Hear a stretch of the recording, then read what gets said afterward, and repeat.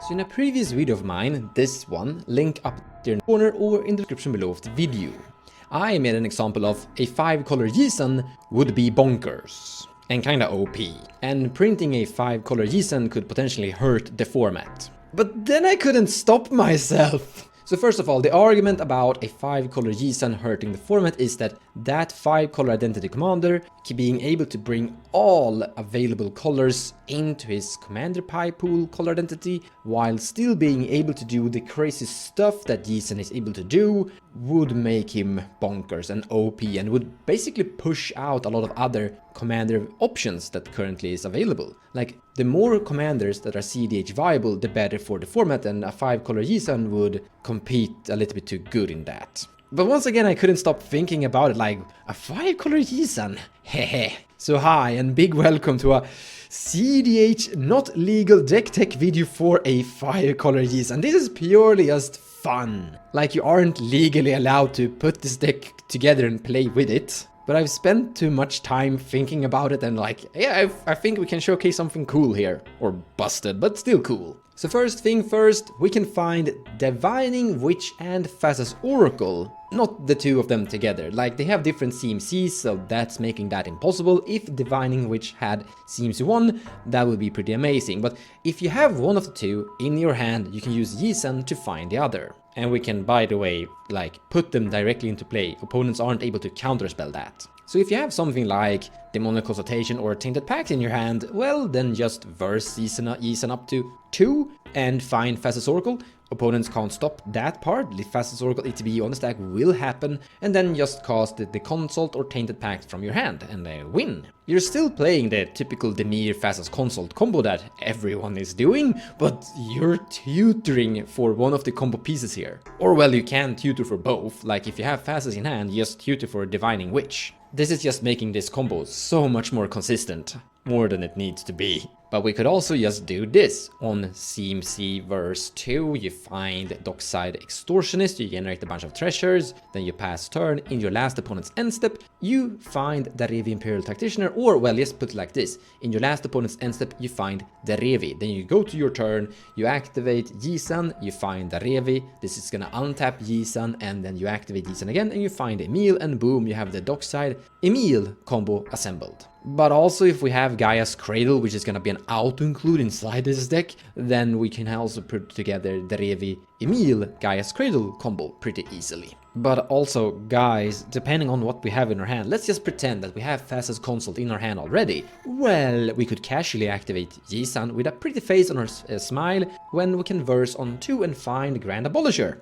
And boom, Grand Abolisher is in play, and your opponents can't really interact with that. Unless they actually interact with Yisan's activated ability, of course. But regardless, Grand Abolisher, boom, in play, and then you win. We could also play this Marlin the Morning Sun Opposition Agent hard lock. Now, Marlin the Morning Sun is a card you don't want to cast on your main phase and pass the turn. You need to trick her into play before in your last opponent's end step before you get to your turn. So players can't draw cards. At the beginning of each player's draw step, that player loses free life, search his library for a card. Then this is why you don't want to pass turn with her. Put it into her hand, then shuffle it to the library. So she basically vamp tutors a card to your hand and players can't draw cards. So you're searching Opposition Agent with this. And yeah, by the way, we're tricking the Marlin into play during our last opponent's end step on verse 3, using it to find Op Agent, and then you pass turn and yeah, you win here. If you're going for this combo, you should find on verse 1 Sylvan Safekeeper that you can use to sacrifice lands to give creatures you control Shroud. This can protect Marlin, because the way to stop this is creature spot removal. When your opponents pass turn and you have an Op Agent, no, when you pass turn and you have your Op Agent and Marlin in play, you're creating a hard lock. Your opponents will never draw cards. You're going to search through their library and take cards that you're going to steal, which means that in a turn cycle, if they can't stop this lock, you won the game. And Sylvan Safekeeper is just there to absolutely make sure that this lock is staying around.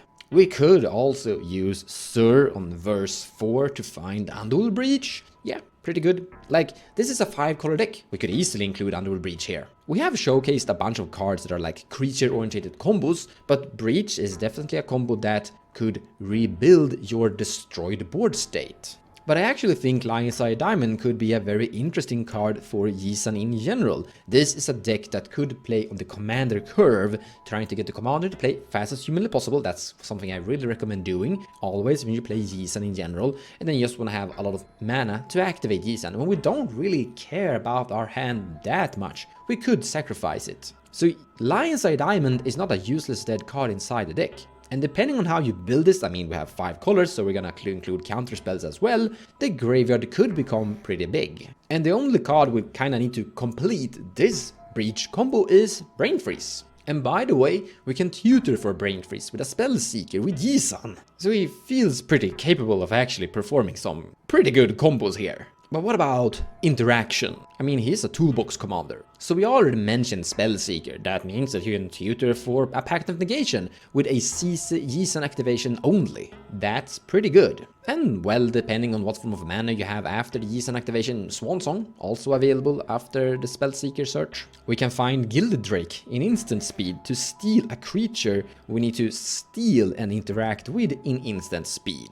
That is also pretty good. Oh look, we're going up against Venota. No, we're going up against Gilded Drake. Let's swap positions with these two. Bonkers. Like, you can consistently do this. If you're going up against a commander-orientated opponent, you can just take that game plan away from them 100%. You can find a Dry Knight Magistrate in instant speed. Collector Oof, okay, we can actually already find Collector Oof in instant speed with Yisan as it already is.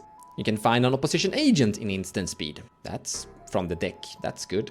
You can put a Doffy Voidwalker into play from your deck in instant speed at verse 2. On verse 3 you can find Ranger Captain of Eos and silence everyone. On verse 1 we could find Esper Sentinel. That's probably gonna be the best thing to search for in general. There are other one-drop contenders, but Esper Sentinel is a pretty good one if you just don't know exactly what you wanna do with your first Yisan activation. If you have a really cool card inside your hand. For example, let's say we have a Grand Abolisher inside our hand and we wanna cast it, but we can't because people are gonna force of will it. Then you could activate Yisan and find Arcane Artisan. Yeah, pretty nice. Then you go to your turn and you activate the Arcane Artisan and you put Grand Abolisher into play. And your opponents can't interact with this trick. Or well, they can, of course. They need to kill Arcane Artisan before it loses Summoning Sickness or interact with some of the abilities here, which is possible. But if they don't see this one coming, then you can trick Grand Abolisher straight into play. We could play Magus of the Moon. Like, in general, this deck could be just on forests, actually. Now I guess you're gonna play some rainbow lands to color fix the cards you need to cast from your hand here and there, but you could play a lot of basics here. Magus of the Moon isn't currently that great inside the format, but yeah, tutoring out a Blood Moon when you need to is pretty good. Dire Fleet Daredevil in Flash is also quite cool. So the part where this doesn't have Flash is making it kinda tricky. But if you can flash it into play, you can cast things and interact with cards in your opponent's graveyard, and that's pretty good. Because when this comes into play, exile target instant or sorcery card from an opponent's graveyard. You may cast it this turn and this turn only. And this is why the sorcery speed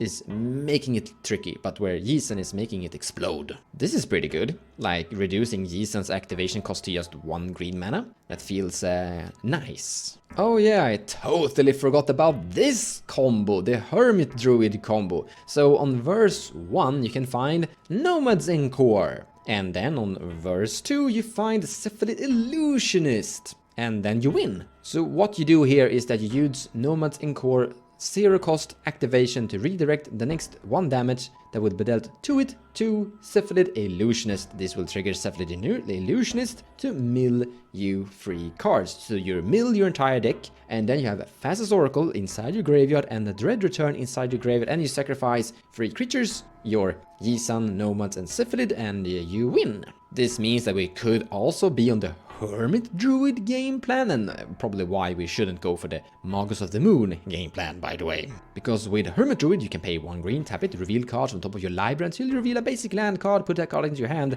and all the cards revealed this way into your grave. So if you don't have a single basic, then you're gonna put your entire graveyard, library into your graveyard, and then win with the same Dread Return, Fastest Oracle trick. So verse 1 you find Sylvan Safekeeper, verse 2 you find Hermit, and you win.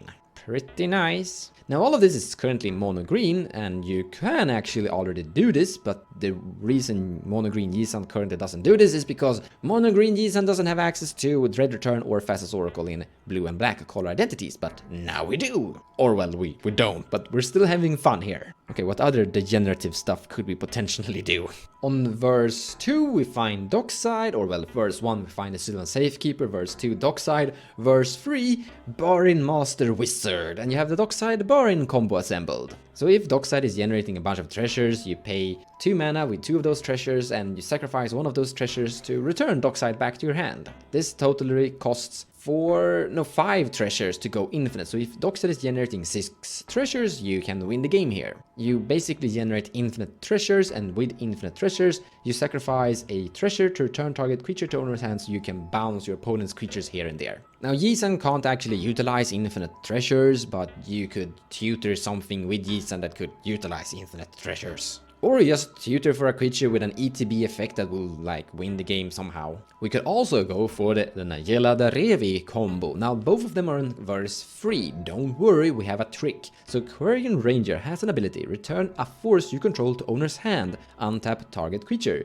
Use this ability only once each turn. So first you find Quarian Ranger, then you pass turn. In your last opponent's end step, if you have 6 mana available to you, you can activate Yisan, put a verse counter on it. He currently has 2 verse counters on him. Then you use Quarian Range ability in response to that holding priority, untap Yisan, pay 3 more mana, and activate Yisan, putting 3 verse counters on him. And you currently have 2 Yisan activations on the stack, which will resolve one by one. The thing here is that putting a verse counter on Yisan is part of the cost, so both abilities will resolve with a CMC 3 search, finding both Derevi and Nayela here. And then you go to your turn and Nayela Derevi win, basically. You can find Yasharn in instant speed. You can find Mayhem Devil in instant speed.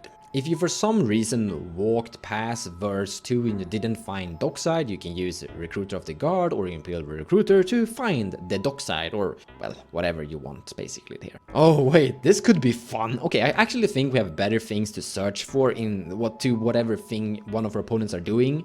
For example, if someone is casting Demonic Tutor, we could use Dual Caster Mage to copy that Demonic Tutor, but we might as well just find Oppo Agent here and do it better. But in a potential counter war with Fierce Guardianships and other things on the stack, we could use Yisan to find Dual Caster Mage to just help in that counterspell war. We can find Hushbringer in instant speed if someone is trying to win with their Fastest Oracle and we want to interact with that.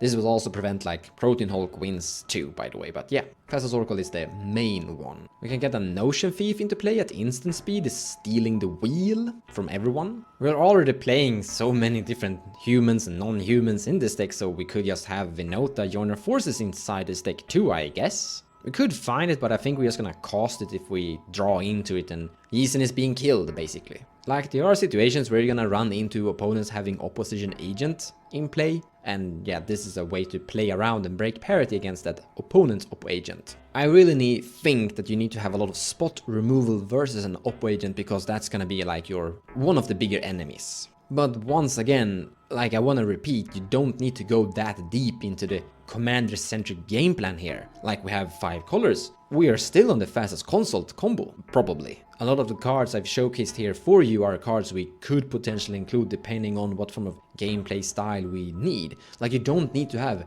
a 40 creature Yisan deck. You could be sitting on something like 10 creatures and Yisan will still be pretty good. Like, this is what you want to set up towards, so to say. And then you could just have various utility creatures, interact creatures, and other combo creatures that you might need inside the deck as well. But this is good. If you have a mana crypt in your opening hand and a forest in your opening hand, you have a Yisan turn 1, you pass turn. On your turn 2 you pass, and in your last opponent's end step, still in your turn 2, you find nomads, you go to your turn 3 and you win. So if you have a mana crypt and a forest, you have a consistent 100% guaranteed turn 3 win attempt with this existing inside your deck. Now, this is interactable, but the threat of having that potential is still pretty good. Like, you need buttons you can push when you're able to win, when your opponents can't interact, if you know that your opponents can't interact. But once again, that Yisan can find that Grand Abolisher.